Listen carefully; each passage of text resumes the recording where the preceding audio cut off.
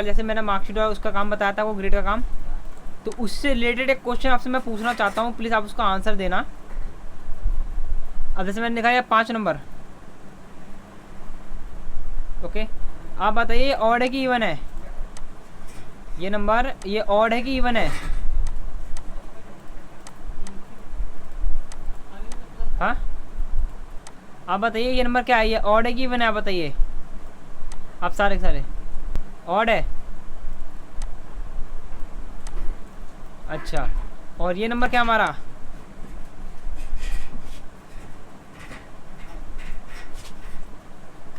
बताइए ये नंबर क्या इवन है? तो चलिए, जैसे आपने बताया कि जैसे कि ये वैल्यू जो हमारी लिखी थी ये हमारी ऑड है, और जो वो वैल्यू लिखी है 8 वो हमारी इवन है। तो कुछ आप ऐसा काम करिए, ओके, कि अगर मैं यहाँ पे 8 लिखा है, अगर मैंने यहाँ पे 8 लिखा है तो मुझे यहाँ पे दिखा है, यहाँ पे this number is even, okay. अगर मान लो अगर ये नंबर ऑड होता, अगर मैंने लिखा 5, एंटर किया, ओके, अगर मैंने लिखा है 5 लिखा, तो आंसर आप बदलना चाहिए दिस नंबर इज ऑड। क्या आना चाहिए आंसर यहाँ पे ऑटोमेटिकली? क्या आना चाहिए? This number is odd. तो ये आप बताइए ये हम कैसे करेंगे? बताइए, प्रॉपर बताइए, कौन बताएगा?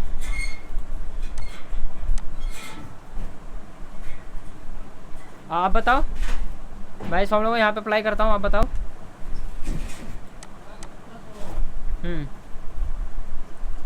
इफ लिखा मैंने, इफ लिख दिया, टैब की इफ लगाया ना मैंने, इफ, और फिर टैब दोबारा तो मैं आगे आ जा रहा हूँ।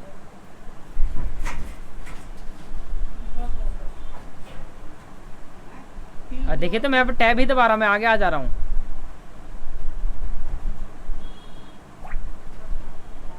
अच्छा, इक्वल भी देना है? अच्छा, मैंने इक्वल दे दिया। इफ टैब ब्रैकेट ओपन, आगे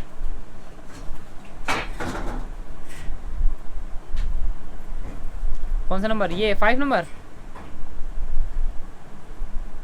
ले लिया मैंने।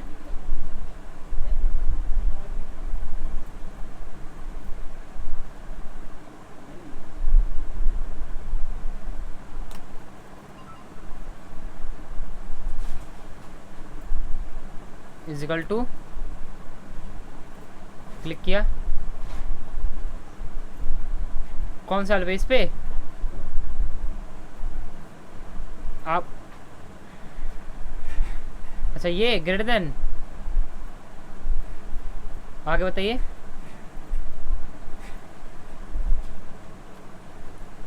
इजिकल टू,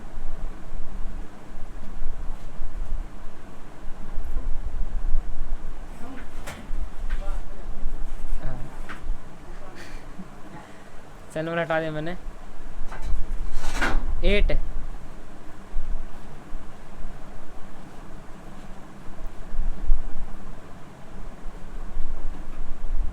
नहीं मैंने 5 नंबर आपने बताया था, मैंने कुछ नहीं बताया। आपने बताया 5 नंबर हमारा इवन है और 8 नंबर जो है हमारा ऑड है। तो मैंने आपको इतना कहा है कि अगर मैं यहाँ पे अगर कोई भी ऑड नंबर लिखूँ तो मुझे मैसेज दिखा दिस नंबर इज ऑड। अगर मैं कोई भी इवन नंबर लिखूँ, है ना, जैसे इवन नंबर मेरा ये भी है, अगर मैं इवन लिखूँ तो मुझे नंबर मैसेज दिखा this number is even, okay. मैंने 1 लिखा, 1 हमारा ऑड है, तो यहाँ मैसेज दिखा दिस नंबर इज ऑड। अगर यहाँ मैंने लिखा 6, दिखा this number is even, okay. अगर मैं इवन टाइप करूँ यहाँ पे तो मैसेज दिखा दिस नंबर इज इवन, अगर ऑड लिखूँ तो ऑड दिखा दिस नंबर इज ऑड।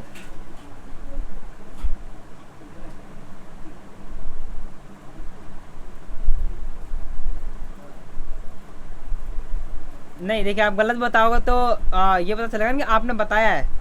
हाँ, आप बताइए कौन बताएगा, क्योंकि मैंने कल जो फॉर्मूला कराया है ये उसी से रिलेटेड है आपका question.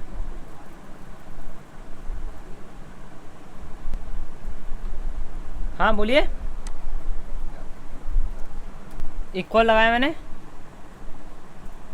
If bracket close, bracket close लगा दिया, ब्रैकेट क्लोज कर दिया मैंने। आगे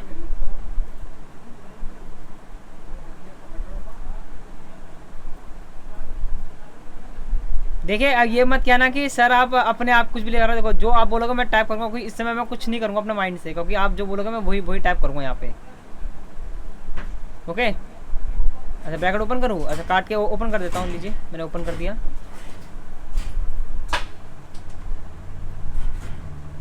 कौन सा नंबर? ये 6 नंबर लूँ? ले लिया मैंने 6 नंबर, इक्वल दे दिया मैंने।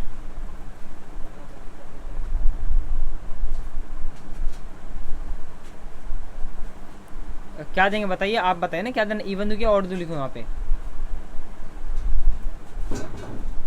इवन लिख दिया,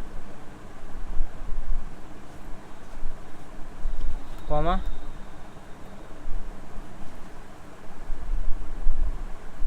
ब्रैकेट क्लोज, एंटर। फॉर्मूला गलत आ रहा है हमारा।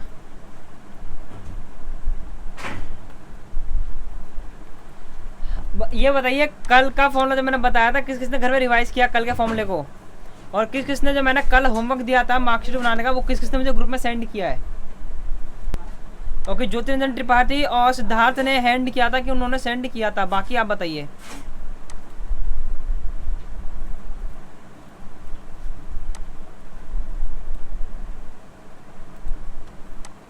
आप बताइए।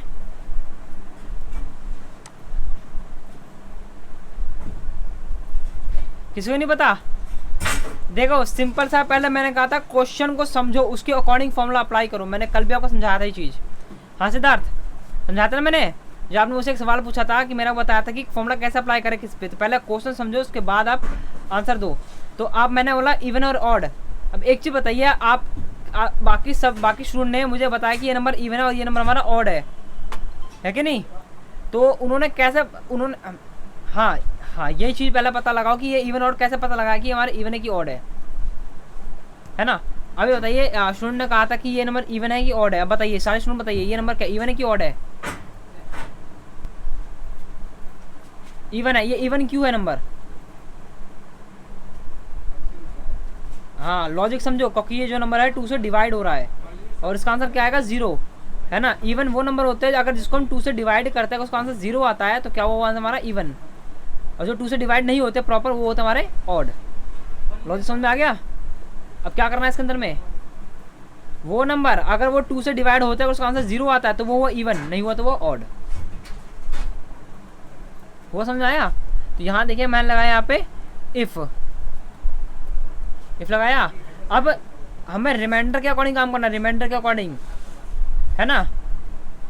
रिमाइंडर के अकॉर्डिंग काम करना है, शेषफल के अकॉर्डिंग काम करना है, ना कि हमें भागफल के अकॉर्डिंग। तो हम क्या करेंगे, यहाँ लगाएंगे मोड का फॉर्मूला, मोड, है ना? दिस नंबर कॉमा, है ना? किससे डिवाइड करना है? 2 से डिवाइड करना है, ब्रैकेट क्लोज। ये देने के बाद अब आप कहोगे कि भाई इसका आंसर 0 आएगा, तो कैसे पता लगेगा कि अगर 1 आएगा तो ये आएगा, कि 0 आएगा तो वो आंसर आएगा? यही कहोगे ना कि अगर मोड का आंसर 0 आता है तो इफ ये कैसे डिसाइड करेगा कि यहाँ पे हमें ट्रू में इवन देना है और फॉल्स में ऑड देना है? तो यहाँ लगाइए इजकल टू 0। अब इजकल टू 0 को देने का मतलब हो गया, मैं एक बार यहाँ पे इफ आपको हटा के दिखाता हूँ, ठीक है? हमने दिया पे मोड, ये नंबर अगर डिवाइड होता है 2 से तो नॉर्मली क्या आंसर आएगा आपका? 0 आ रहा है, यहाँ पे 0 आ रहा है, तो मैंने आगे दे दिया इजकल टू 0। यानी कि जो भी मोड का आंसर आता है अगर वो बराबर है 0 के, जो भी आपका आंसर आ रहा है मोड का अगर वो 0 के बराबर है तो आंसर ट्रू आएगा ऑटोमेटिक। अगर 0 के बराबर है तो, अगर नहीं है, एग्जांपल अगर यहाँ पे नहीं है 0 के, अगर 0 के बराबर नहीं तो क्या आएगा आंसर? फॉल्स आएगा। तो क्या करना है आपको, यहाँ पे वही करना है आपको, यहाँ लगाना इफ, ब्रैकेट ओपन, एंड में आके कॉमा। अगर ये वैल्यू ट्रू है तो क्या लेंगे हम यहाँ पे, है ना? दिस नंबर इज इवन, है कि नहीं? इवन नहीं, अगर ट्रू हुआ तो, सुन लो, समझ नहीं बात एक बार, अगर ये लॉजिक ट्रू हुई तो इवन आएगा, कॉमा लॉजिक फॉल्स, क्योंकि अभी मोड का आंसर फॉल्स आ रहा है ना। ये भी तो देखो, सही है तो इवन, नहीं है तो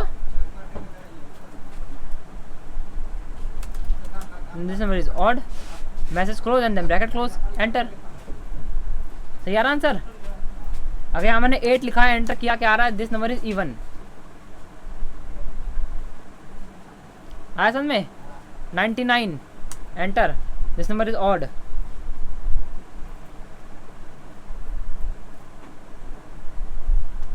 समझ में आया आपको? फॉर्मूला एक बार आप दोबारा चेक कर लो, कुछ भी नहीं है इसके अंदर, बस एक थोड़ा सा लॉजिक समझने की दरकार थी आपको। देखो, हाँ देखो, अप्लाई की बात नहीं, ये क्वेश्चन मैंने कहा था क्वेश्चन समझोगे इसलिए फॉर्मूला अप्लाई कर सकते हो, है कि नहीं? तो ये आपका आंसर निकला इस पे। तो कोई दिक्कत आपको इसमें? हाँ नहीं कोई बात नहीं, मैं देखो बहुत से ऐसी दिक्कत है कि बहुत से लोगों को नहीं पता रहता है ना, कोई बात नहीं, है ना। वही मैंने कहा आप फॉर्मूला तभी अप्लाई कर पाओगे जब आपको क्वेश्चन प्रॉपर्ली समझ में आ जाएगा उसका।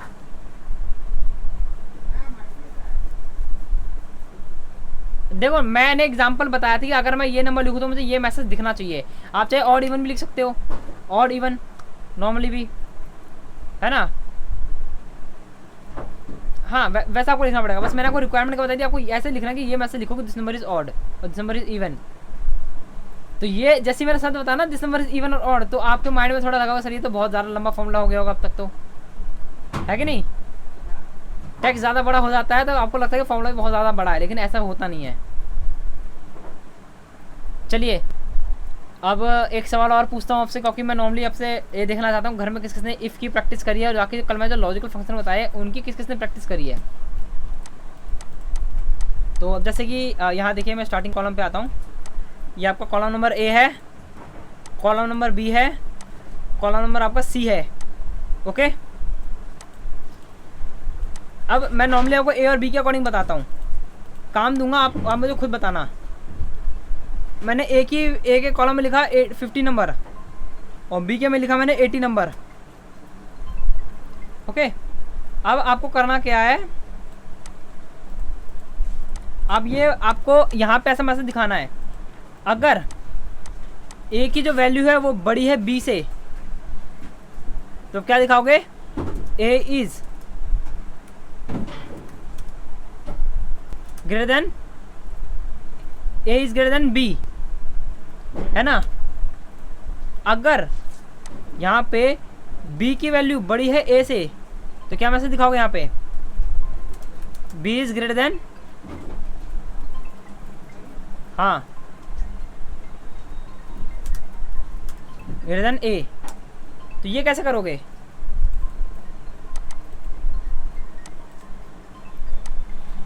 हाँ एक मिनट आप होल्ड कीजिए, मैं उनसे पूछता हूँ जिनसे मुझे पूछना नीचे।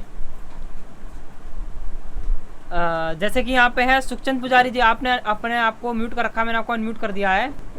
आप मुझे बताइए, मुझे कुछ ऐसा लिखना था, मैं क्या करूँ कि अगर ए की वैल्यू बड़ी है बी की वैल्यू से तो मैसेज दिखे दिस नंबर, हाँ ए इज ग्रेटर देन बी।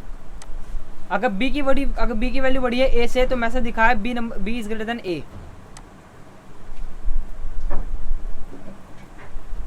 हाँ बोलिए।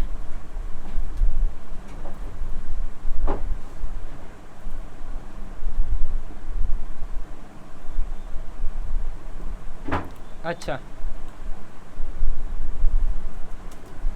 चलो कोई बात नहीं। अब जैसे कि मैं आपसे पूछ रहा हूँ क्या कहते हैं, इसका आंसर कौन दे पाएगा बताइए?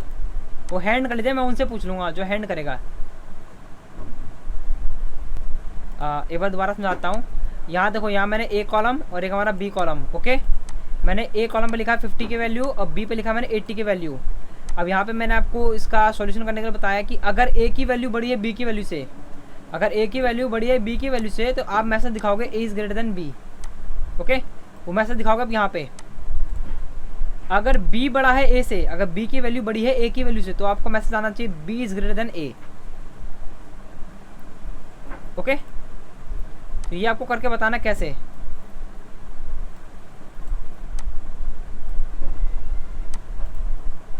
जो इसका आंसर दे सकता है वो एक बार राइज हैंड कर लीजिए।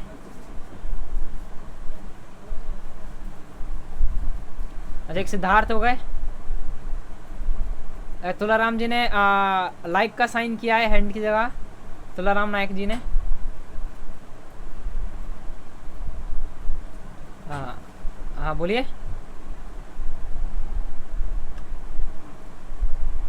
कौन आपका नाम क्या है? आपका नाम क्या है? मैं आपका नाम पूछ सकता हूँ? अच्छा मेहताब जी, हाँ बोलिए, आप बोलिए, मैं फॉर्मूला अप्लाई करता हूँ।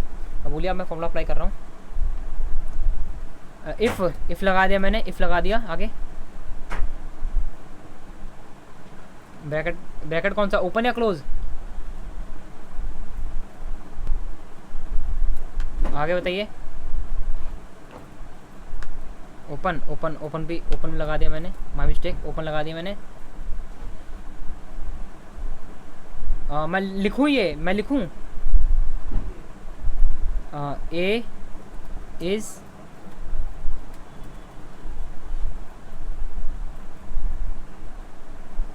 अच्छा ये वाला, A is greater than B दे दिया मैंने, कैपिटल दे दिया, बी कॉमा,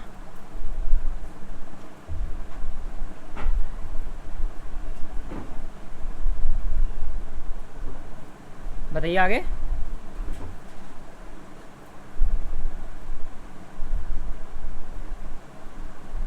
ब्रैकेट क्लोज कर दूँ?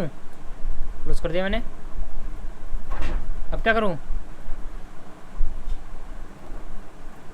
एंटर, तो मेरा आंसर ही नहीं आया, आंसर ही नहीं आया मेरा तो। ऐसा एक बार सिद्धार्थ जी आप दोनों होल्ड करना, है ना? आपका नाम क्या है? हाँ जी बताइए, आप बताइए, बिल्कुल बताइए। Equal to IF if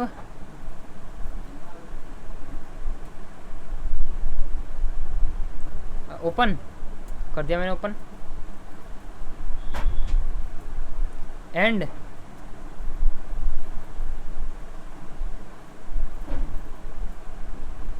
A greater than B. काट दूँ से, काट दूँ से। अच्छा एंड का ब्रैकेट ओपन करना है, ओपन कर दिया मैंने।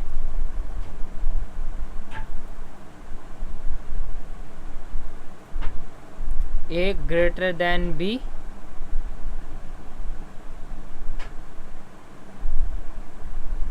Comma, bracket close, bracket close कर दिया मैंने, कॉमा, कॉमा,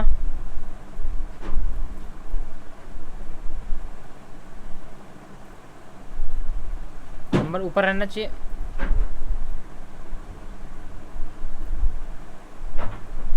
मैं समझा नहीं, आप कह रहे हो कि कॉमा कहाँ होना चाहिए? तो कॉमा नीचे ही हमारा है ना, ये वाला कह रहे हो क्या? ये वाला, ये देखो, इसे कहते हैं इन्वर्टेड कॉमा। लिख दूँ मैसेज यहाँ पे?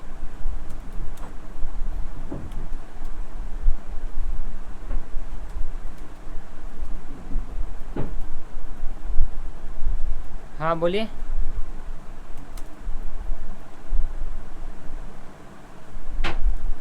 रुक जाइए, बिल्कुल 1 मिनट रुक जाइए। क्या बोलते हैं आप, बोलिए। कॉमा दे रहे मैंने यहाँ पे, यही ये लिखो, बी इज ग्रेटर देन ए।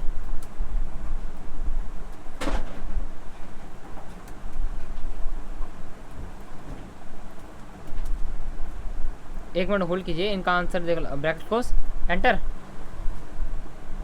देख लीजिए, यही ना? आप बताओगे, बताइए एक बार, बताइए। इफ लगा हुआ है ऑलरेडी, बताइए आप। ओपन ब्रैकेट है हमारा, मैं पूरा काट देता हूँ, चलो ऐसे।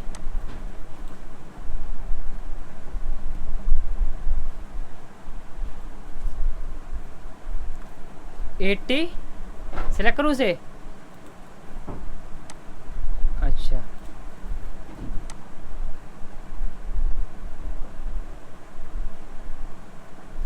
ब्रैकेट ओपन करूँ, क्लोज करूँ?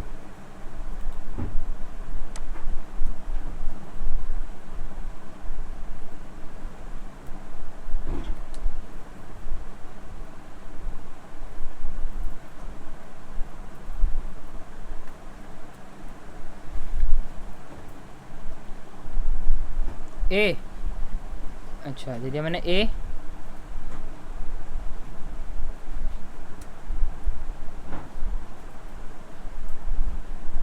क्या देना बताइए? ये वाला। देखिए मैं एक बार बता देता हूँ, देखो सुनिए सुनिए सुनिए। देखिए मैं आपको बता देता हूँ, जो आप बता रहे हो ना, देखिए ऐसा फॉर्मूला बिल्कुल अप्लाई नहीं होगा, जो आप बता रहे हो गलत बता रहे हो। एक मिनट बताइए, क्योंकि देखिए टाइम चला जा रहा है इसलिए, है ना। मैं बता देता हूँ क्या करना पड़ता है, सिंपल है चीज़ें, आपने पहले भी कर रखी है। इक्वल टू आप लीजिए यहाँ पे इफ़, सिंपल है, शॉर्टकट बता रहा हूँ। ये है हमारा इससे, ठीक है, मैंने ये ले लिया 50 is greater than B, comma यहाँ पे भी लिख दो, अगर ए की वैल्यू बड़ी है बी की वैल्यू से, मैंने सेलेक्ट किया, कॉमा एंड देन इसे सेलेक्ट किया, ब्रैकेट क्लोज, एंटर। आ गया आपका आंसर? क्यों आया आप समझे। पहले मैंने क्या दिया है, ए की वैल्यू को दिया है यहाँ पे पहला, फिर ग्रेटर देन का साइन लगा, फिर लगा बी की वैल्यू, है ना, है ना। 50 is greater then 80, comma logical true मांग रहा है, वैल्यू ऑफ ट्रू की वैल्यू मैंने दिया ए वाला। अगर ए की वैल्यू बड़ी है 80 से तो ए की वैल्यू दिखाएगा, अगर गलत है तो बी की वैल्यू दिखाएगा। लॉजिक आपका गलत आ रहा है ना यहाँ पे, ये लॉजिक गलत है आपका। 50 बड़ा है 80 से, बड़ा है हमारा 50 80 से बड़ा है हमारा, नहीं है ना, नहीं ना हमारा 50 हमारा 80 से ऊपर नहीं है, तो हमारा क्या आंसर आएगा, बी की वैल्यू दिखाएगा जो हमने फॉल्स में दी है। देखो मैंने यहाँ पे सिलेक्ट किया है, आप यहाँ टाइप भी कर सकते हो, मैंने ऑलरेडी लिखे हुए थे, इसलिए मैंने लिखने का टाइम वेस्ट ना करते हुए मैंने डायरेक्टली सिलेक्ट कर दिया उसे, ओके, है ना। तो ये आपका शॉर्टकट है, तो यही चीज़ आपको यहाँ बतानी थी, ओके। तो यहाँ पे मैं इस चीज़ को यहीं पे एंड करता हूँ, अब मैं आगे क्लास करवाता हूँ आज, ओके। ये आपका लास्ट क्वेश्चन है जो आपको घर पे करना है। अब यहाँ मैंने सी की वैल्यू में दे दिया मैंने यहाँ पे 40, अब इसके अकॉर्डिंग आपको आंसर निकालना है, ए बी सी के अकॉर्डिंग, ओके। अगर ए की वैल्यू बड़ी है बी और सी से तो आंसर आएगा A is greater than B and C.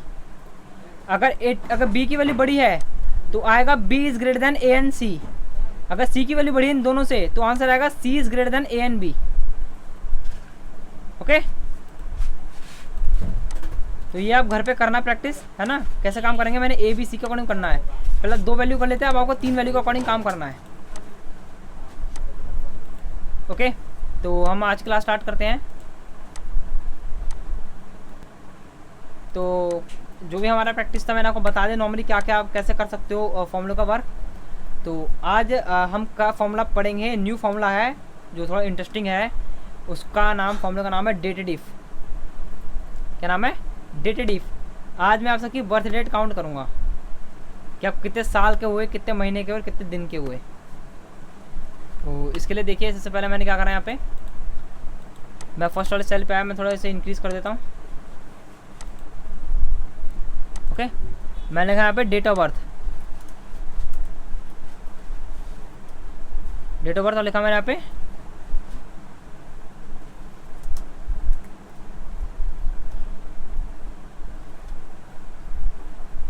2 date,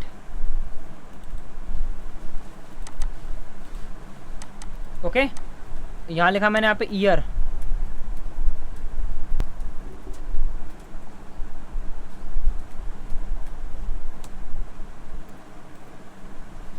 जैसे कि आपने देखा कि मैंने यहाँ पे ये सब चीज़ लिखी है। तो अब डेट ऑफ बर्थ में आप में से कोई भी अपनी एक डेट ऑफ बर्थ बताइए, बताइए।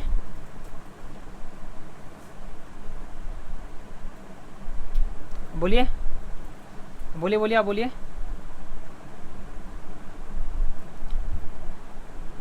9 मार्च 1994, ओके। ये डेट है ना आपकी, और आज की डेट क्या है,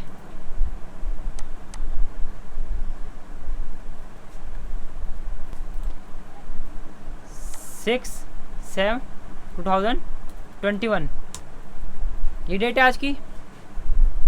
तो आपके जन्मदिन के दिन से लेकर और आज के दिन में आप कितने साल के हो गए, कितने महीने के हो, कितने दिन के हो गए, आज हम ये काउंट करेंगे यहाँ पे। तो इसके लिए मैंने आपको फॉर्मूला पहले बताया था, क्या फॉर्मूला लगा हमारा, डेटेड इफ। तो एक चीज़ मैं बताता हूँ, डेटेड इफ फॉर्मूला आपको रजिस्टर्ड नहीं है, तो ये मत सोचना कि डेटेड इफ डाल के आपको फॉर्मूला दिख जाएगा, ऐसा नहीं है। इसकल टू DATEDIF, आप देख सकते हो ये फॉर्मूला आपको कहीं दिख रहा है, फॉर्मूला को रिकमेंड करा कहीं भी एक्सेल नहीं करा ना रिकमेंड, तो आपको करना है ब्रैकेट ओपन। आपको फॉर्मूला ये भी नहीं बताएगा कि आपको क्या क्या लेना है, यहाँ को बता रहा है क्या लेना है, पहले को कौन सी वैल्यू लेनी है, कौन सी वैल्यू नहीं लेनी है, बता रहा कोई ये नहीं बता रहा ना। तो आपको पता होना चाहिए कि ये क्या लेना, हमें इसमें क्या देना है और क्या हमें बाद में ऐड करना है। पीछे से नॉइज़ आ रहा है, मैं आप सबको म्यूट कर रहा हूँ। तो डेट एड का फॉर्मूला देते ही, तो अब पहला हमें क्या देना है, पहला देना है date of birth. Date of birth कौन सी हमारी, ये वाली है ना, 9 तारीख 3रा महीना 1994। ओके, अब यहाँ आपको देना कॉमा, फिर क्या देना आपको, करंट डेट। देखो आपने चाहे करंट डेट आपने लिख ली हो, आप चाहे इसे सेलेक्ट कर लो। ओके, आपने जो लिखा है आप चाहे इसे सेलेक्ट कर लो, या फिर इसी जगह फॉर्मूला टाइप करो टुडे। टुडे मैं आपको ऐसे काट के दिखाता हूँ, है ना। टुडे अगर आप यहाँ टाइप करते हो टुडे, अगर टुडे फॉर्मूला ये ले लिया और आपने कर दिया ब्रैकेट क्लोज और कर दिया एंटर, तो आज की जो डेट होगी, जो आपके लैपटॉप या कंप्यूटर में अपडेट होगी, जो डेट यहाँ अपडेट होगी वही आपको डेट टुडे फॉर्मूला आपको दिखाएगा। ओके, टुडे फॉर्मूला का काम क्या होता है, जो भी आपके लैपटॉप या कंप्यूटर या पीसी में जो डेट आपको सामने शो हो रही है, वही डेट आपको ये फॉर्मूला अप्लाई करके दिखाएगा। सॉफ्टवेयर में जो सिस्टम में डेट चल रही होगी, अगर यहाँ पे अप्लाई, अगर यहाँ पे जो डेट है, अगर यहाँ पे लिखा आता कि 21 मार्च 2019, तो आपको वही टुडे डेट यहाँ दिखाता 19 मार्च 2021, चाहे हम अभी आगे कितने साल में क्यों ना होते, अगर जो सिस्टम में डेट अपडेट होगी वही टुडे आपको फॉर्मूला अप्लाई करेगा। तो इसलिए मैंने बताया, चाहे आप डेट सेलेक्ट कर लो, चाहे आप टुडे फॉर्मूला लगा लो, आपका फॉर्मूला आंसर तभी भी एक ही आएगा। Dated if, date of birth है ना, कॉमा, तो मैं ले ले today. Okay, bracket open bracket close comma. अब हमें निकालना क्या, हम ईयर्स पे हैं अभी, हम ईयर पे हैं अभी, हमें निकालना ईयर, तो यहाँ मैसेज में दीजिए वाई, हमें निकालना साल, message close and then bracket close, यहाँ क्या करेंगे एंटर। तो अभी जिन्होंने ये डेट ऑफ बर्थ बताई थी, मैंने नाम नहीं पूछा ना, मैंने नाम देखा था, उनकी उम्र है 27 साल, वो भी 27 साल के हैं।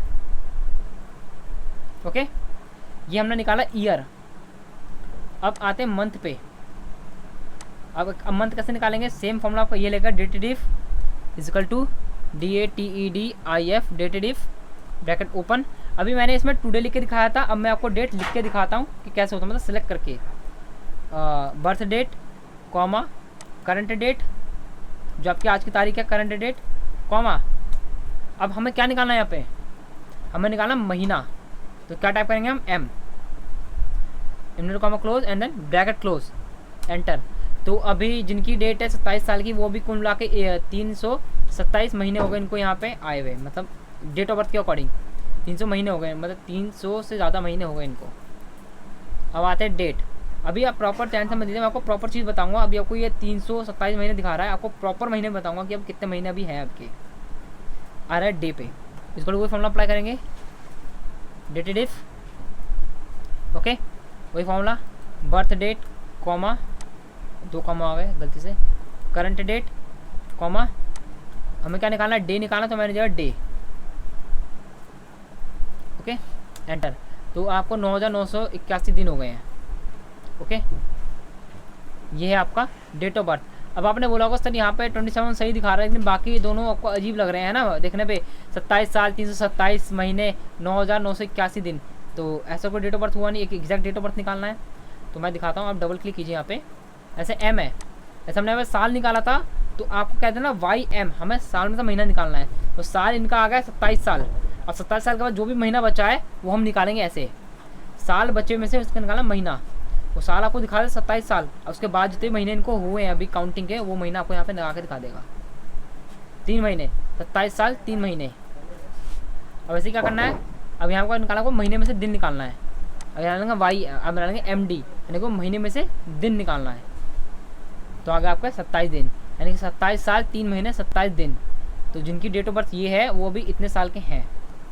तो मैं एक बार पूछना चाहूँगा जिसकी भी डेट ऑफ बर्थ है वो एक बार राइज हैंड कर लीजिए।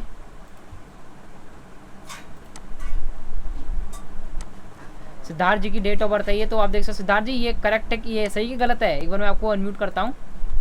मैंने आपको अनम्यूट करा, आप बताइए। बिल्कुल। आपने कैसे करा, आपने बताइए, आपने कैसे करा?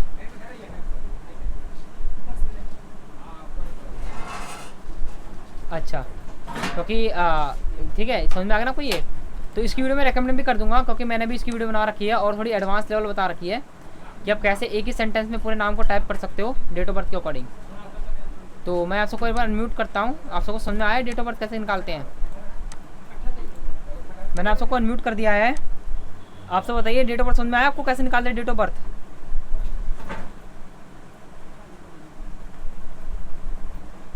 हाँ बताइए। एक और निकाल के बता दूँ? चलिए बॉक्स लगा के, मतलब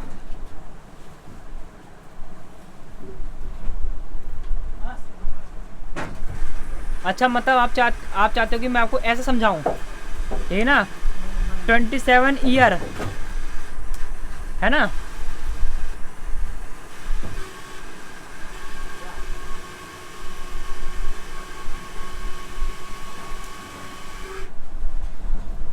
मैं समझा नहीं कैसे कह रहे हो आप बॉक्स को पढ़ें। यहाँ लिखो ईयर लिखा मैंने। अब इसके आगे लिखो मंथ, यहाँ पे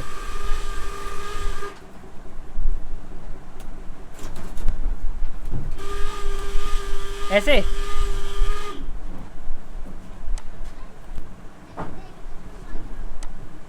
अच्छा, आप चाहते हो कि मैं ऐसे समझाऊं? मतलब क्या चाहते हैं आप, ऐसे समझाऊं मैं आपको?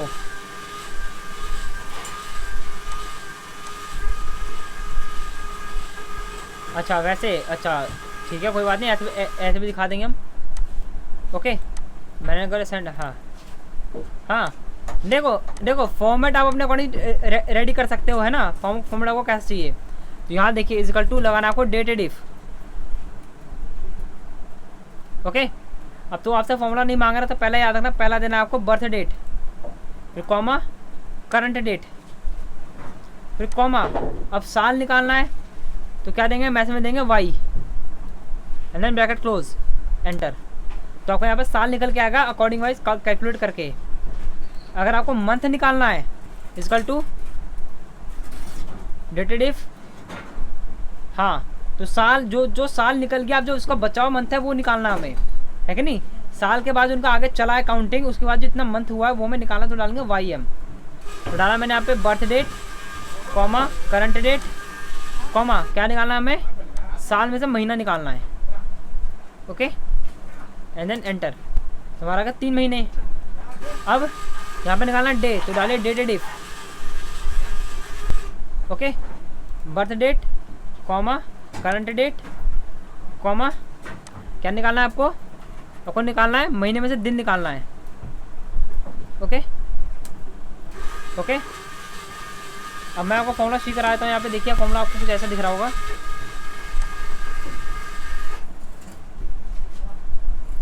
तो आप सबको समझ में आ गया? अब वैसे आप सारे के सारे अनम्यूट हो। आप सब बताइए, आप सबको समझ में आया कैसे निकालते हैं ये डेट ऑफ बर्थ फॉर्मूला?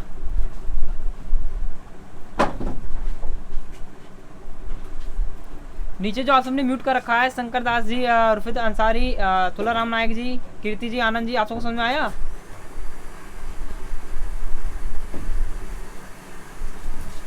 कौन सा वाला आ गया? चलिए, कोई डाउट है आपको इसके अंदर में?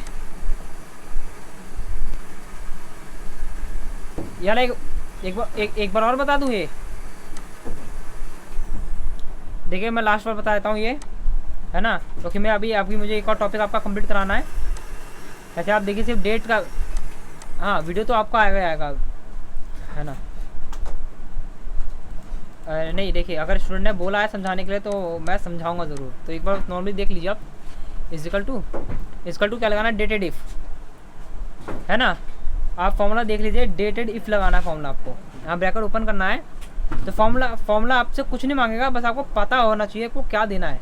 हमें देना पहले देना है डेट ऑफ बर्थ, कॉमा, फिर क्या देना है आपको करंट डेट, जो आपकी आज की डेट है। ओके, फिर हम अभी किस पे है, हमें अभी ईयर पे है, तो हमें निकालना साल। तो यहाँ देंगे मैसेज देंगे, है ना, इन्वर्टर कॉमा ओपन करेंगे, हम देंगे यहाँ पे Y, inverter comma close and then bracket close, तो यहाँ करेंगे एंटर। तो आप देखना जितनी जो आपकी बर्थ डेट होगी उसके अकॉर्डिंग आज की डेट कैलकुलेट करके आपका साल निकल के आ जाएगा, आप अभी कितने साल के हो। इस तरह से आपको निकालना, तो वही फॉर्मूला होगा, बस आपको लगाना YM मंथ के लिए और डे के लिए लगाना आपको MD। ओके,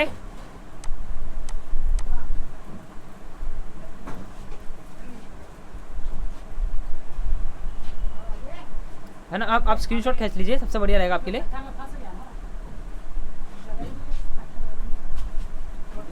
हाँ,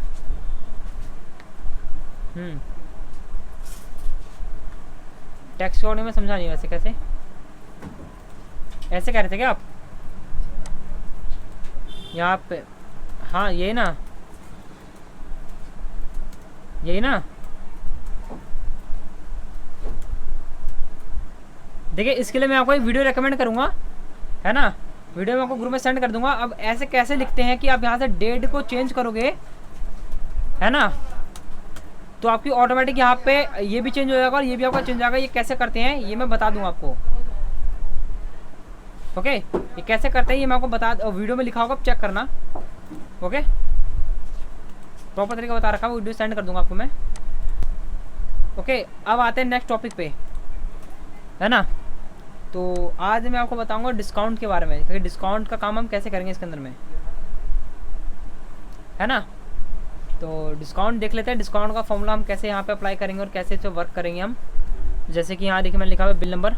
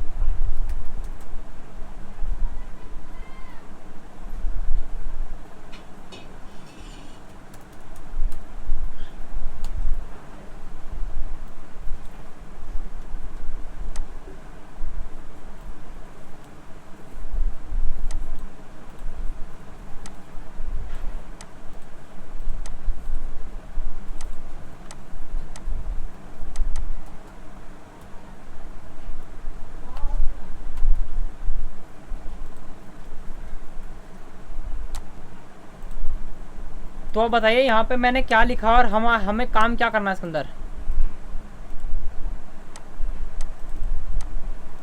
हाँ बताइए, जो मैंने यहाँ पे नॉर्मली ये चीज़ बनाई है ना, इसमें हमें करना क्या है।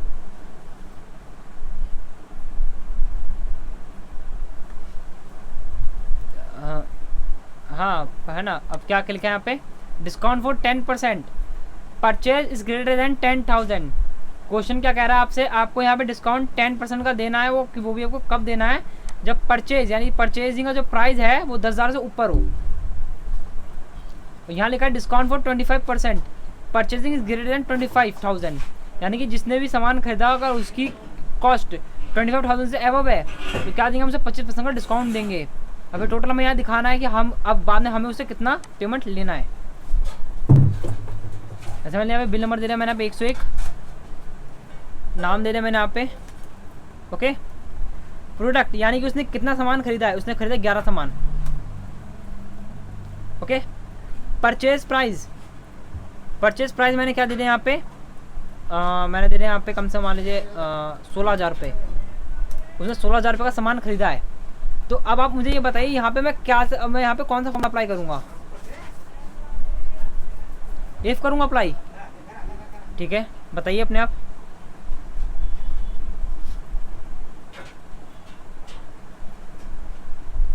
बताइए क्या करना है, पहले इफ लिख दिया मैंने, चलो लिख दिया इफ इक्वल टू अमाउंट मेरा ये इफ़ लिख दिया मैंने, फिर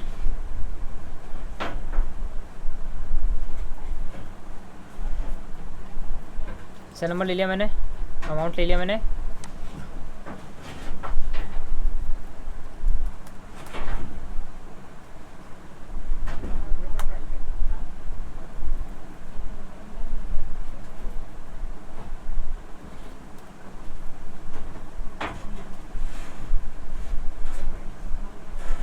अब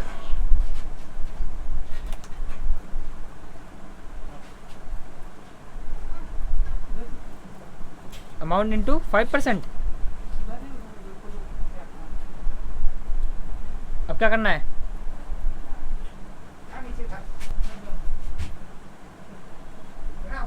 तो ये आपका आंसर आ गया, बिल्कुल सही। अब यहाँ पे एक चीज़ गौर कीजिए, परसेंट नहीं, 10% लिखा ना मैंने यहाँ पे, 10% ये रहा, है कि नहीं? 10% आ गया आपको इसका। तो एक चीज़ बताइए, अगर मैंने इस अमाउंट को बदल दिया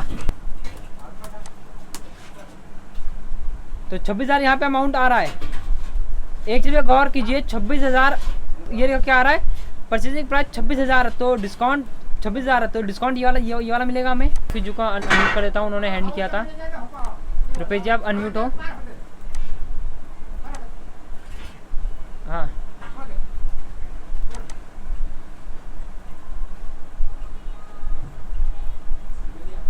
हाँ ये तो फॉर्मूला जिन्होंने बताया उनसे पूछूंगा मैं अभी, क्योंकि मैं पूछने वाला था इनसे। हाँ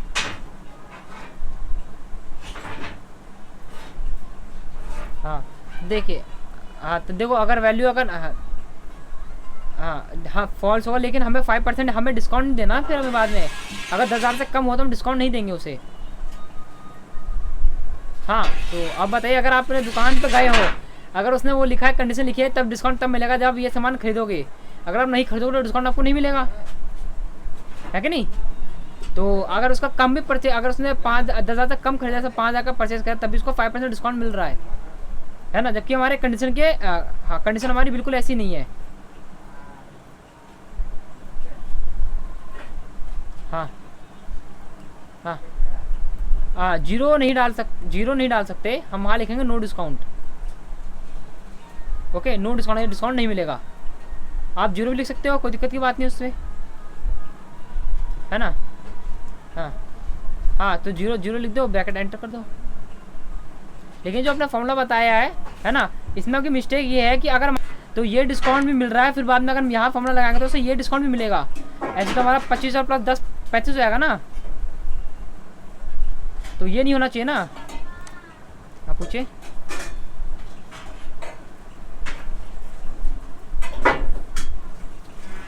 हाँ हाँ हाँ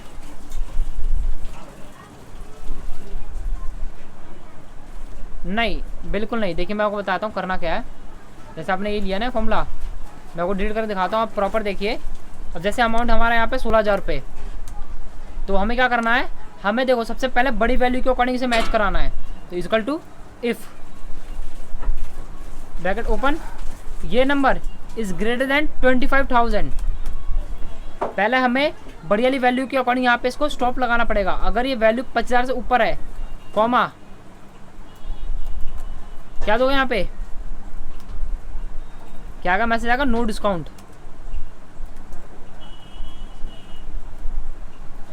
है कि नहीं? अगर ये 25,000 से ऊपर होती है तभी भी यहाँ पे डिस्काउंट ही दिखाएगा, क्योंकि वो 25,000 जो है वो हमारा 10,000 से ऊपर ही है कि नहीं? अगर 50,000 से ऊपर होगा तो यहाँ डिस्काउंट ना आके आपको डिस्काउंट यहाँ पे शो करना है। इसलिए पहले मैंने यहाँ पे इसको क्या डिफॉल्ट लगा दिया कि अगर आप 50,000 से जब भी अमाउंट ऊपर हो तो यहाँ पे डिस्काउंट शो ही ना करे आपको। ओके, कॉमा यहाँ लगा मैंने इफ़, अगर D2 इज़ ग्रेटर देन 10,000, अगर जो D2 की वैल्यू हमारी बड़ी है, 10,000 से बड़ी है, तो कॉमा क्या करेंगे, D2 इंटू 10%। ओके, अगर वो 10,000 से ऊपर है तो उसका परसेंट को 10% आ जाएगा, कॉमा अगर वो 10,000 से भी, अगर वो 10,000 से छोटा है, ना 50,000 से ऊपर है ना 10,000 से ऊपर है, तो आंसर क्या आएगा उसका, नो डिस्काउंट।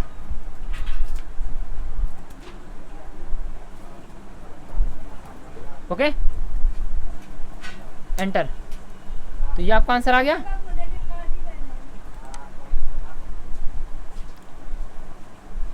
कौन सा वाला? जीरो मैंने कहीं नहीं दिया है। एफ कॉलम, एफ कॉलम में आप जीरो लगा यहाँ पे।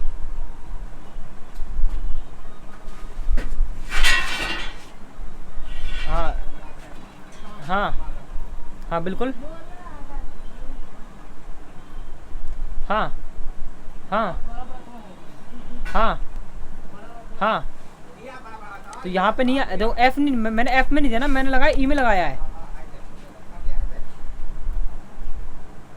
हाँ देखिए, अभी अगर देखा अभी यहाँ 16,000 दिखा रहा, तो आपको दिखा रहा है इसका 10%, यानी कि जो 16,000 है वो हमारा 10,000 से ऊपर है।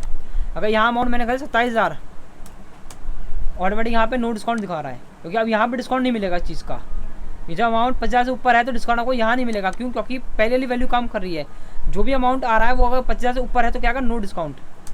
ओके, अब हमें क्या जाना है यहाँ पे, इजकल टू है ना, इफ़। ओके, अगर this amount is greater than 25,000, comma क्या देंगे हम, इसी अमाउंट को इंटू कर देंगे 25% से, कॉमा नहीं हुआ तो क्या देंगे, नो डिस्काउंट। ओके, हमें इसमें कुछ देना नहीं है नॉर्मली, क्योंकि सबसे बड़ा अमाउंट ये है, तो हम इसी अकॉर्डिंग काम करेंगे। एंटर, आ गया आपका। अब यहाँ देखिए, अगर मान लीजिए मैंने परचेजिंग करी है 4,500 की, enter, no discount, no discount, क्योंकि ना ये 50,000 से ऊपर आ रहा है ना ये 10,000 से ऊपर आ रहा है, दोनों वैल्यू काम नहीं करी, तो एंड में दिखाएगा फॉल्स की वैल्यू, जो मैं लिखा नो डिस्काउंट। और ये अमाउंट 50,000 से ऊपर है ही नहीं, तो क्या आएगा आंसर आपका, नो डिस्काउंट, है ना। अब यहाँ लिखा मैंने 19,000, तो देखो ये वाला डिस्काउंट काम कर रहा है ऑटोमेटिक, है कि नहीं। अगर आप 25,000 से, हाँ पूछिए। ये वाले कॉलम पे आया मैं,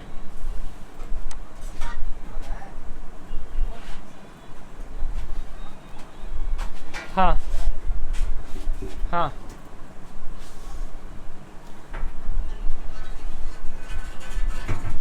हाँ हाँ, नहीं होगा। आपको करके दिखाऊं? अब मैं एंटर कर रहा हूँ, एक मिनट रुक जाइए, क्योंकि यहाँ पे डबल कॉमा लगा रखा है ना, देखो मैं बता रहा हूँ, यहाँ पे ना डबल लगा रखा ब्रैकेट, इसलिए आपको आंसर नो दिखा रहा है। एंटर। अब बताइए, मेरे को डिस्काउंट तो दोनों में दिख रहा है, फिर दोनों में आ रहा है डिस्काउंट,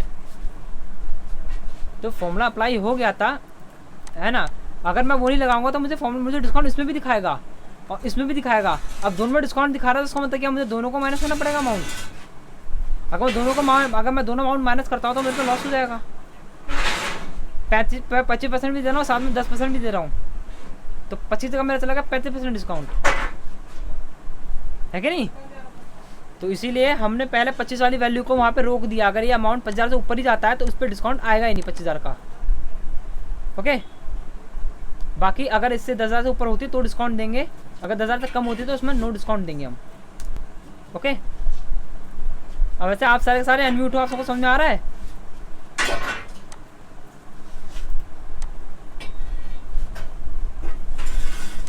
अब यहाँ देखिए, अब जैसे है टोटल, अब टोटल को निकालेंगे, फॉर्मूला लगाना पड़ेगा। क्या करेंगे टोटल के लिए, इसमें भी हम क्या लगाएंगे, इसमें भी हम लगाएंगे फॉर्मूला, इसमें भी हम लगाएंगे फॉर्मूला इजकल टू, क्या लगा मैंने यहाँ पे, इफ। ओके, दिस वैल्यू जो हमारा परचेजिंग प्राइस है, जिसमें हमारा सामान खरीदा, अगर वो इज ग्रेटर देन 25,000, क्या करेंगे हम इसके लिए, कॉमा इसी अमाउंट को माइनस कर देंगे इस अमाउंट से, कॉमा अगर ये जब वैल्यू है, अगर 25,000 से ऊपर है तो इसको माइनस करेंगे इसके डिस्काउंट के आंसर से। जो भी अगर डिस्काउंट का आंसर माइनस हो गया तो आपको जो भी आंसर दिखेगा वो आपको उतना उससे आपको उतना पेमेंट लेनी है। ओके, अब क्या लिया मैंने यहाँ पे दोबारा लगा, if this number is greater then 10,000, ऐसा हमने ग्रेड निकाला था, ग्रेड ग्रेड भी आपने देखा होगा, पहले हमने बड़े से छोटा लिया था, 90 से 80, 80 से 70, 70 से 60 पे आए थे ग्रेड निकालने के लिए। वैसे हमेशा बड़े से छोटे भी निकालेंगे हम, पहले 25,000 फिर 10,000, बाकी जो हमारा चलेगा नीचे अकॉर्डिंग लोअर के अकॉर्डिंग, है ना, ग्रेटर टू स्मॉलेस्ट देन चलेंगे हम। 10,000 अगर ये अमाउंट बढ़ा है 10,000 से कॉमा, तो क्या करेंगे, इस अमाउंट को माइनस कर देंगे इससे, है ना।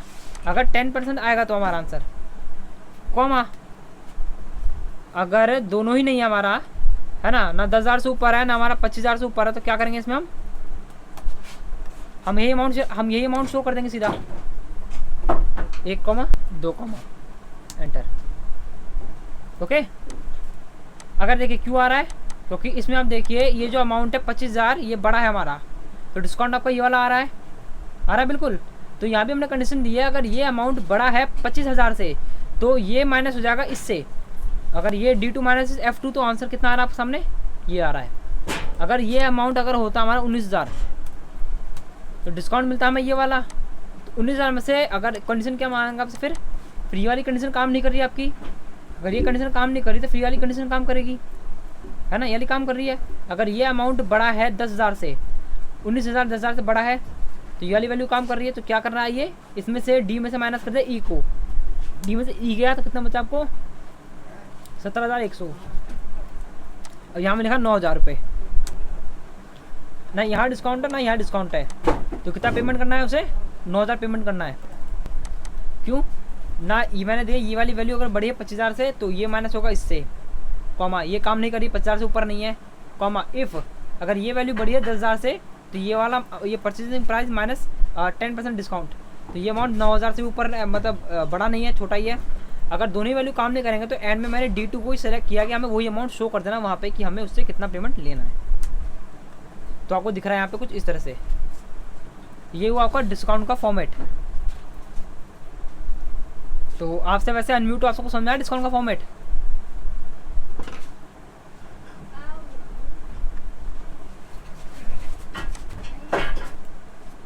कहाँ का प्रॉब्लम है आपको?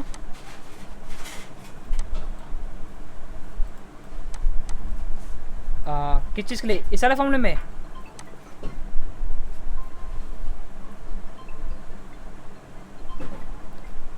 देखो मैं ये बता रहा हूँ, हमारा ये पहले क्वेश्चन पढ़िए, यहाँ लिखा है अमाउंट, हमें उसको 10% डिस्काउंट देना है, लेकिन शर्त ये है कि अगर उसने जो खरीदी करी है उसने 10,000 से ऊपर खरीदा हो तो उसे 10% डिस्काउंट देंगे। और दूसरा हमारा डिस्काउंट का ऑफर ये है, अगर जिस भी पर्सन ने 25,000 से ऊपर सामान की खरीदी करी है तो उसे हम देंगे 25% का डिस्काउंट। वहीं अगर मान लो किसी पर्सन ने 30,000 रुपये का सामान खरीदा है, उसको डिस्काउंट कौन सा दोगे, 10% या फिर 25% का? 25%। अगर वही फॉर्मूला अगर मैं यहाँ पे 25% को ब्लॉक नहीं करता तो जो हमारा 30,000 का जो अमाउंट है वो हमारा 10,000 से ऊपर है कि नहीं? अगर 10,000 मैं यहाँ पे अप्लाई कर दूँ, अगर मैं एग्जांपल आपको फॉर्मूला भी दिखाता हूँ, यहाँ पे मैं फॉर्मूला हटा के दिखाता हूँ आपको एक बार, है ना, आपसे समझना। यहाँ लिखा मैंने 30,000 रुपये, ओके, और यहाँ पे आपने कहा कि फॉर्मूला हटा देना, तो मैं फॉर्मूला को हटा देता हूँ, ओके, एंटर। देखिए ये नो इसलिए बता रहा क्योंकि यहाँ पे एंड में 2 ब्रैकेट ओपन है, तो एक ब्रैकेट को यहाँ से काट दीजिए और करिए एंटर। अब देखिए डिस्काउंट ये भी दिखा रहा है, 30,000 से ऊपर अमाउंट है तो क्या लिखा है, 10,000 से कोई ऊपर अमाउंट हो तो 10% डिस्काउंट मिलेगा, तो 30,000 का 10% ये भी डिस्काउंट दे रहा है, और 25% का डिस्काउंट आपको ये वाला भी दे रहा है ना, ये वाला डिस्काउंट है कि नहीं? अब ये बताइए, आप 10% भी डिस्काउंट दे रहा है, 25% भी मिल रहा है, अगर मैं माइनस करूँ डिस्काउंट को तो 10 भी जाएगा 25 भी जाएगा, तो 30,000 में से 3,000 और 7,000 का कितने गए, 10,000 तो मेरा ऐसे चलेगा माइनस, चलेगा ना 10,000 माइनस, तो कितना बचा उसे, 19,500 देना पड़ा उसे, है कि नहीं? तो घाटा मेरा हुआ ना, जबकि मुझे उससे 30,000 का अगर उसने अमाउंट परचेजिंग करी तो मुझे देना 25%, लेकिन मैंने उसे मैंने दिया 35% डिस्काउंट, तो घाटा तो मेरा हो गया। इसीलिए मैंने यहाँ पे वैल्यू को पोस्ट किया कि अगर इसमें अमाउंट 50,000 से ऊपर भी दिखा देता, अगर यहाँ का अमाउंट 50,000 से ऊपर होता है तो इसमें डिस्काउंट नहीं दिखाए, है ना। अगर 50,000 से नीचे होता है अमाउंट तो उसमें डिस्काउंट शो करे, लेकिन 50,000 से जैसे ही हमारा अमाउंट ऊपर होता है तो उसमें डिस्काउंट शो ना करे, है कि नहीं? इसलिए मैंने यहाँ पे 25% वाला यहाँ पे लगाया। अगर ये अमाउंट 25,000 से ऊपर होता तो डिस्काउंट नहीं देगा, अगर 10,000 से ऊपर है और 25,000 से नीचे है तो यहाँ पे डिस्काउंट हम देंगे 10% का। ओके,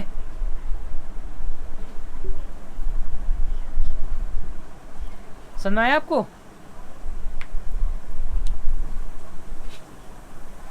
देखिए अगर कोई डाउट हो तो पूछ सकते हो, कोई दिक्कत की बात नहीं है।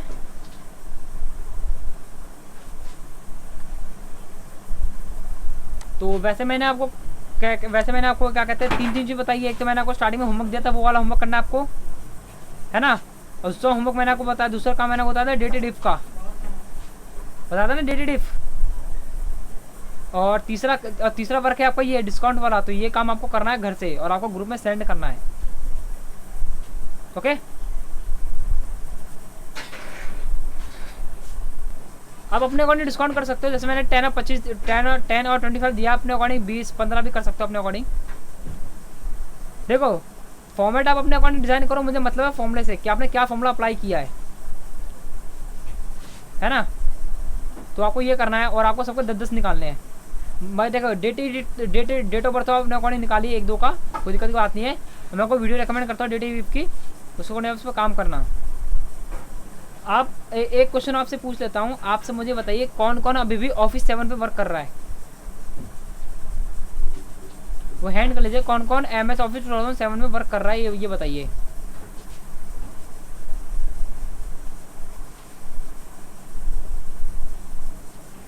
कोई भी नहीं कर रहा?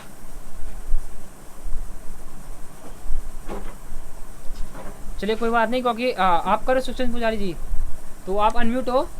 तो ग्रुप में मैं एक वीडियो भेजूंगा आपको, है ना, मैं ग्रुप में वीडियो भेजूंगा, है ना, कि कभी भी विंडोज 7 कहते हैं ऑफिस 7 के अंदर ना कोई भी एक लोगो बनाना हो, जैसे सोनी मैक्स का लोगो मैंने बनाया था विंडोज 7 में, सॉरी ऑफिस 7 में मैंने एक बनाया था विंडो में सोनी मैक्स का लोगो, वो मैं भेज दूंगा वीडियो, आप उसे देख के बनाना घर पे, है ना, कि ऑफिस 7 के अंदर कोई भी एक लोगो कैसे क्रिएट करते हैं। ओके, तो आज की वीडियो हम यहीं एंड करते हैं, कल मिलते हैं नेक्स्ट टॉपिक पे। कल मैं आपको बताऊंगा इनवॉइस क्रिएट कैसे करते हैं इसके अंदर में, एक्सेल में। ऐसे वर्ड में मैंने आपको इनवॉइस क्रिएट करना बताया था, कल मैं आपको इसमें इनवॉइस क्रिएट करना बताऊंगा, और साथ ही साथ पेज लॉट और इंसर्ट टैब भी आपका कंप्लीट करा दूंगा कल। इंसर्ट टैब तो वैसे आपको सबको आते ही, तो इंसर्ट टैब भी घर पे रिवाइज कर लेना। ओके, तो कल मिलते हैं नेक्स्ट टॉपिक।